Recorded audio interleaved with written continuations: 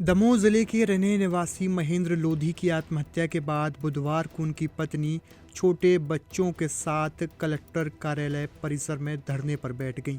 परिजन सैकड़ों ग्रामीणों के साथ महेंद्र की अस्थियां लेकर पैदल कलेक्ट्रेट पहुंचे और घेराव कर न्याय की मांग करने लगे।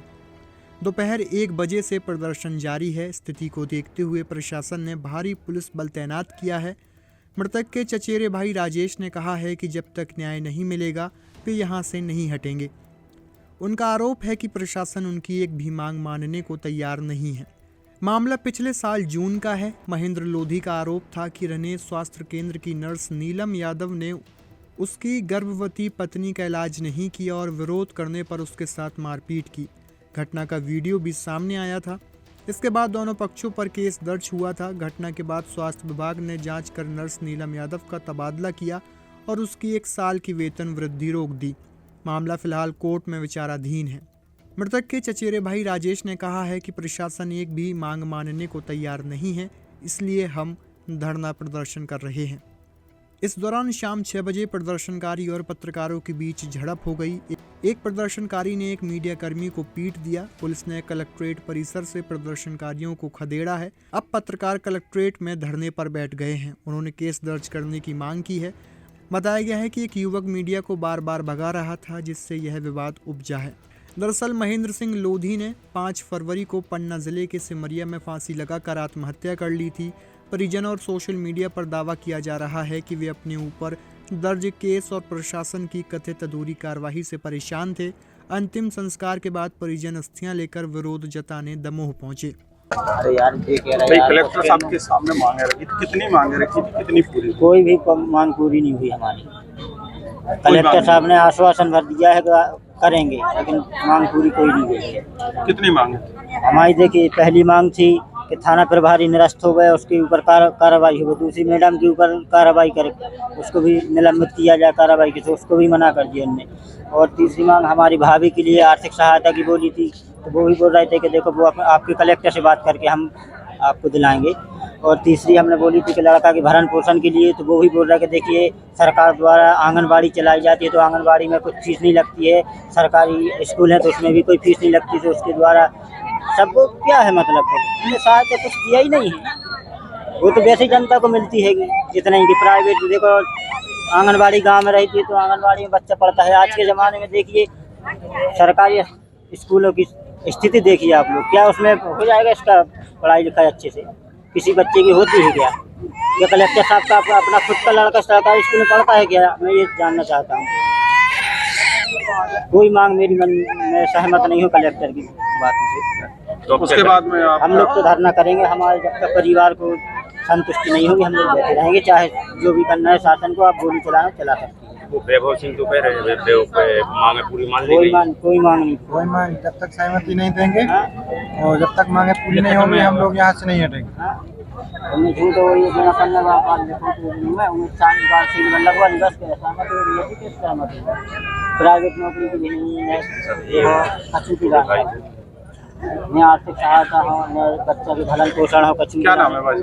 राजेश सिंह। महेंद्र के कौन है? चचेरे भाई। तो उसके लिए अप्लाई करना पड़ेगा, परंतु प्राइवेट जॉब दिया जा सकता है जो वो 24 तारीख को दे देंगे, जिसमें 25 से 30 हज़ार तनख्वाह मिलेगी। दूसरी मांग थी हमारी 1 करोड़ रुपए बालक को उनके परिवार को दिए जाए, जिसको उन्होंने स्पष्ट कहा कि पन्ना कलेक्टर से बात करके ही ये चूँकि मुद्रा बड़ी है तो राज्य शासन को भेजा जाएगा। ठीक है ना। तीसरा हमारी मांग थी धार्मिक वीडियो में नर्स द्वारा लोधी समाज को अपशब्द कहे गए, इससे संज्ञान लेते हुए तत्काल नर्स पर वैधानिक कार्रवाई की जाए। इस पर एसपी महोदय ने कहा कि चूंकि चालान पेश हो चुका है इसलिए उसमें कुछ नहीं किया जा सकता, परंतु हम एसपी पुलिस उस पर कार्रवाई करके चालान में उसको ऐड कराएगी और वो कोर्ट को नहीं देगी, तो न्यायालय के ऊपर निर्भर करेगा कि वो उस पर क्या निर्णय लेता है। तीसरा, हटा बीएमओ डॉक्टर को तत्काल सस्पेंड या अन्य ट्रांसफर के लिए हमने बोला था। उसके लिए कलेक्टर महोदय ने बोला है कि हम उसकी विवेचना कर लेंगे और उसके बाद ही उस पर कोई कार्रवाई कर पाएंगे, क्योंकि डायरेक्ट संलिप्तता नहीं है। जिस बस में घटना कार्य हुई तत्काल उस बस की लाइसेंस परमिट निरस्तीकरण की कार्रवाई की जाए। 5वां बिंदु था उस संबंध में उन्होंने कलेक्टर महोदय ने बोला है कि सागर से आरटीओ से ये लाइसेंस और परमिट होते हैं और हम इस पर लिख सकते हैं, सिर्फ हम एडवाइस कर सकते हैं कि इनको परमिट निरस्त किया जाए, वो कर देंगे। बस के कंडक्टर के साथ नर्स को सहयोग अभियुक्त बनाया जाए। इसमें चालान जो पेश हुआ है, इसमें एसपी महोदय ने बोला कि हम पुलिस के माध्यम से उसकी सीडी बनवा के और उसको जोड़ने कोर्ट को निवेदन करेंगे शासकीय अधिवक्ता के माध्यम से। मैं इनको अकारण बंधक बनाए रखना था, 7वां जो बिंदु था, पुलिसकर्मियों की संलिप्तता थी, उसको उन्होंने एसपी महोदय ने बताया कि 2 लोगों को हम पूर्व में सस्पेंड कर चुके हैं, हालांकि वो लोग बहाल हो गए हैं, परंतु उसकी जांच की जाएगी जो 15 दिन में वो करके देंगे। 8वां बिंदु था हमारा कि जो उनकी विधवा पत्नी है महेंद्र की, उसके नाम प्रधानमंत्री आवास योजना अंतर्गत तत्काल स्वीकृत की जाएगी। तो स्पेशल कंसिडरेशन में पन्ना कलेक्टर से बात करके ये काम हो जाएगा। 9वां बिंदु था दमोह कलेक्टर और पुलिस अधीक्षक के नकारात्मक रवैये के कारण दुर्घटना घटित हुई है। राज्य सरकार दोनों अधिकारियों के विरुद्ध विधि सम्मत कार्रवाई सुनिश्चित करे। ये हमको राज्य सरकार के सामने रखना पड़ेगी, क्योंकि कलेक्टर खुद अपनी खिलाफ कार्रवाई की नहीं लिख सकता है। धन्यवाद। एक चीज़ और बाबा जी, आप लोग ओबीसी महासभा के अंतर्गत ये काम कर रहे हैं, ओबीसी महासभा की आवाज़ उठाते हैं और आज यहाँ पहुँचे हैं। फिर ये ओबीसी महासभा की जो यादव महिला है उसके खिलाफ आप लोग प्रदर्शन कर रहे हैं। वो यादव महिला नहीं है, विषय देखिए, वो शासकीय महिला है, शासन के प्रतिनिधि है। शासन के प्रतिनिधि चाहे ओबीसी हो, चाहे एससी हो, चाहे एसटी हो, चाहे सवर्ण हो, अगर वो किसी के साथ भी अन्याय करेगा हम लोग उसके खिलाफ। सरकार में देखा जाए तो लोधी बहुल्य हैं और आपके मंत्री हैं, आपके सांसद हैं, फिर आपको नहीं लगता कि आपको न्याय नहीं मिल रहा या फिर सांसद और मंत्री की क्या भूमिका रही है?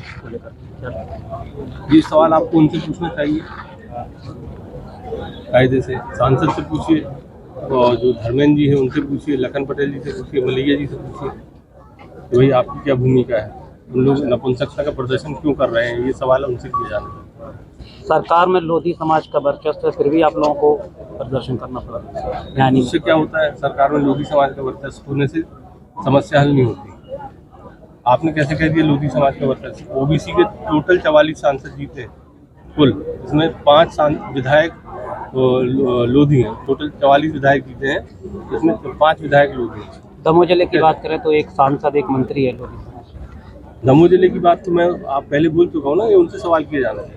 सर एक सवाल और रहेगा, पहले भी आश्वासन दिया गया था 15 जुलाई 2025 को, लेकिन आश्वासन पूरे नहीं किए गए, तो अभी कैसे? ये बात मैंने कलेक्टर से बोली थी कि आप लिखित में दीजिए, बोले ऐसा कोई प्रोसीजर नहीं है कि हम लिखित में इसके साथ करने का नहीं। वो एक वीडियो है, उस वीडियो सोशल मीडिया पे है जिसमें पुलिस ने उनको समझाइश दी है कि आप यहाँ आ जाएं, हम यहाँ बुलाएंगे, और कुछ लोग बलपूर्वक अंदर आने का प्रयास किए हैं, उसको संज्ञान में लिया है, वीडियोग्राफी उसमें पर्याप्त हम लोगों ने कराई है, और उसके लिए जो रिस्पॉन्सिबल होगा उसमें आगे की मृतक की पत्नी बच्चा और अस्थियां लेकर यहाँ पहुंचे हैं, क्योंकि उनका ये कहना है कि हमें मृतक पक्ष को कुछ जिला दमोह से कुछ मदद मिल जाए, कलेक्टर साहब यहाँ की मदद कर दें।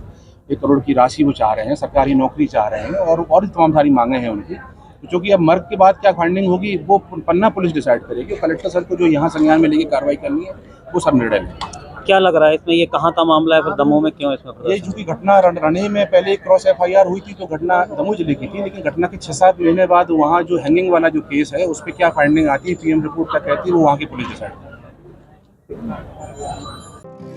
है। नर्मदा केयर अस्पताल छतरपुर का एकमात्र सर्व सुविधा युक्त अस्पताल, जहां 24 घंटे मिलती है आपातकालीन और नियमित चिकित्सा सेवाएं।